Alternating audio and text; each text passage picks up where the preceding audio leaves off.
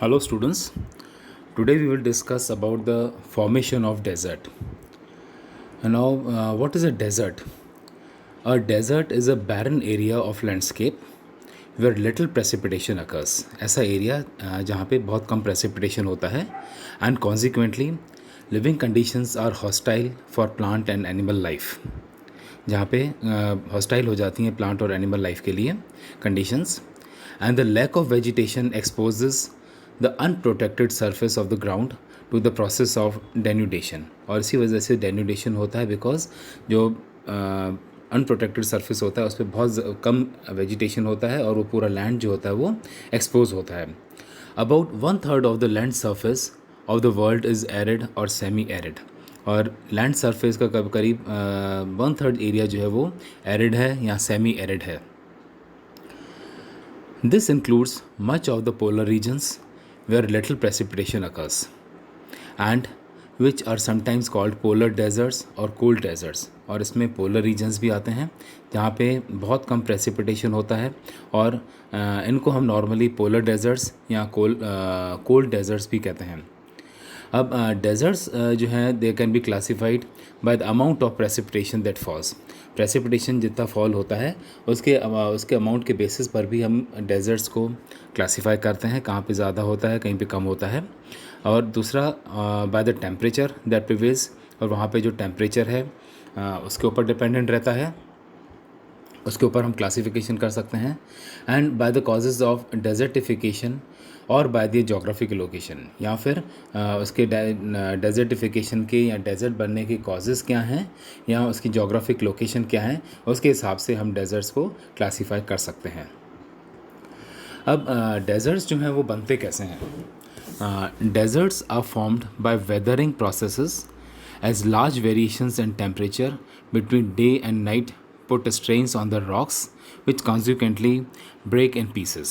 अब डेजर्ट जो होते हैं वो वेदरिंग प्रोसेस, अपन सब जाते हैं वेदरिंग प्रोसेस होता है जो रॉक्स के ऊपर जो टेम्परेचर का वेरिएशन है दिन और रात में, और धीरे धीरे वो क्या करता है रॉक्स को पीसेस में ब्रेक डाउन कर देता है, which is called as weathering.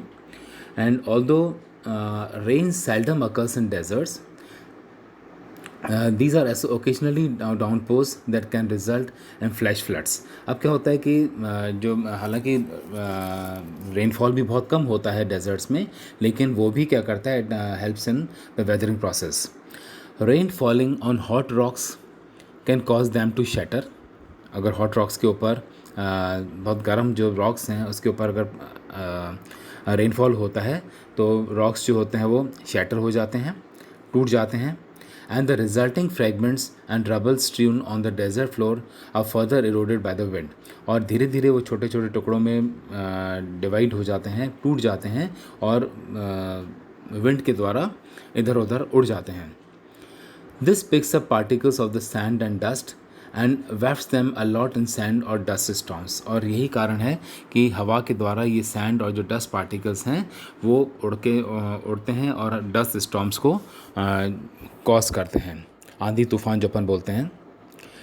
Now, wind-blown sand grains striking any solid object in their path can abrade the surface. Rocks are smoothened down, and the wind sorts sand into uniform deposits. The grain end up as level sheets of sand are piled high in the blowing sand dunes. और धीरे धीरे क्या होता है sand dunes बन जाते हैं, piled up होती जाती है sand. एंड अदर डेजर्ट्स, और दूसरे जो डेजर्ट्स होते हैं एक तो सैंड ड्यून्स होते हैं और दूसरे जो डेजर्ट्स होते हैं वो फ्लैट होते हैं, स्टोनी प्लेन्स होते हैं, where all the fine material has been blown away and the surface consist of a mosaic of smooth stones. और दूसरे जो होते हैं फ्लैट डेजर्ट जिसमें जिनको स्टोनी प्लेन्स कहते हैं हम, जहाँ पे फाइन मटेरियल जो होता है पूरा वो उड़ के चला गया है, it is blown away. And जो सरफेस जो होता है उसमें खाली क्या होता है मोज़ेक ऑफ स्मूथ स्टोन्स होता है, स्मूथ स्टोन्स होते हैं उसमें. These are known as desert pavements, और इनको हम बोलते हैं डेजर्ट पेवमेंट्स.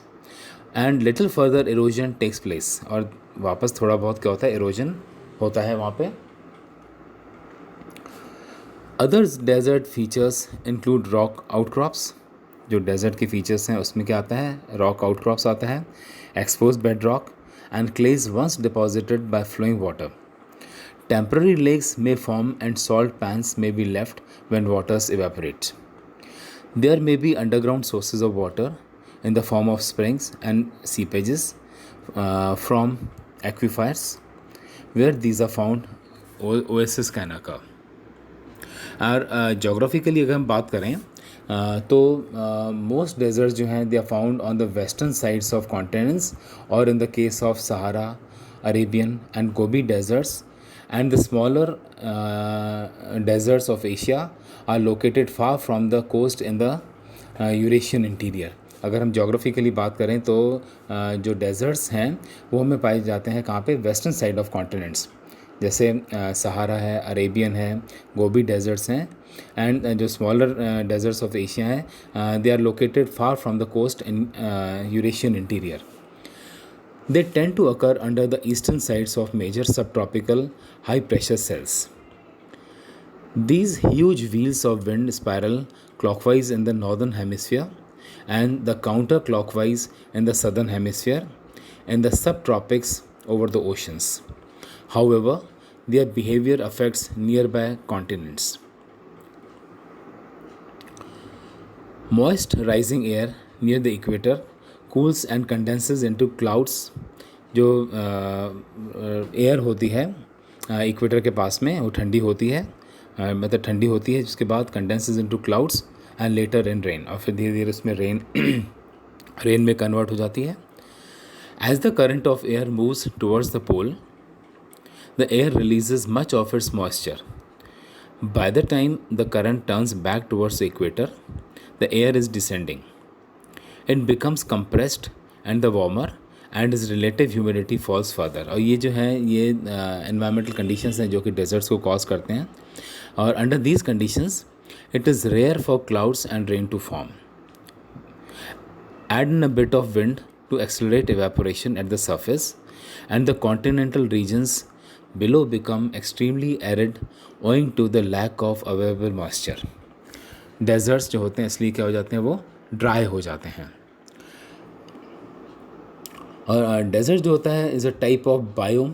डेजर्ट को हम ये भी कह सकते हैं, it is a type of biome characterised by extreme temperatures and extremely low amount of precipitation. जहाँ पे क्या होता है, टेम्परेचर्स बहुत एक्सट्रीम होता है, बहुत हाई होता है, और बहुत कम अमाउंट ऑफ प्रेसिपिटेशन होता है, नियर अबाउट 25 सेंटीमीटर और लेस इन अ ईयर. मतलब इससे भी कम 25 सेंटीमीटर या इससे भी कम अमाउंट का प्रेसिपिटेशन होता है. It is a major type of ecosystem that supports a community of distinctive plants and animals. Major ecosystem है जो कि distinctive plants and animals को support करता है.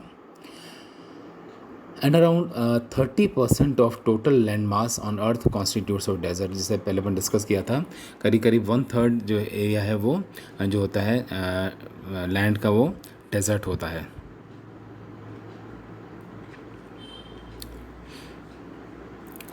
Now we can discuss that what are the factors which are associated with desert formation. कौन से factors हैं जिसके कारण डेजर्ट का फॉर्मेशन होता है. इसमें सबसे पहला आता है wind pattern.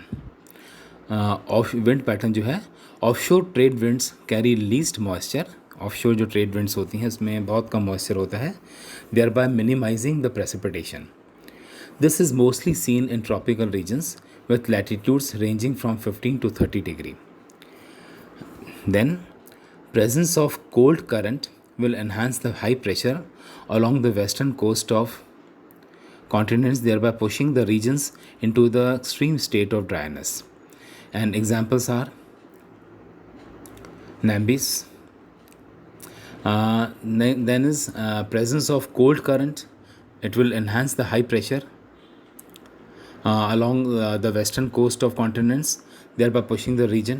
And now I was telling you about the Nambim due to Banguela current. ये जो है cause करता है desert formation में. Then is the rain shadow effect. Rain shadow effect क्या होता है, presence of mountain can cause least precipitation on leeward side. मतलब क्या होता है, opposite side में जो होता है, अगर mountain है तो opposite side में बहुत कम rainfall होगा, और एग्जांपल, इसका जो एग्जांपल बहुत अच्छा एग्जांपल है इसका, the Thar desert due to Aravalli ranges. Aravalli ranges के कारण एक साइड बहुत ज़्यादा रेनफॉल है और एक जगह बहुत कम रेनफॉल होता है, which causes Thar desert. Then next is the sand property. Sand cannot retain high temperature, therefore cannot maintain low pressure, and they exhibit permanent high pressure character. This minimizes the rainfall in the region. जो sand होती है cannot retain high temperatures, और इसलिए क्या होता है, cannot maintain low pressure and they exhibit permanent high pressure character, और इस वजह से क्या होता है, बहुत कम रेनफॉल होता है उस रीजन में। नेक्स्ट जो फैक्टर है वो है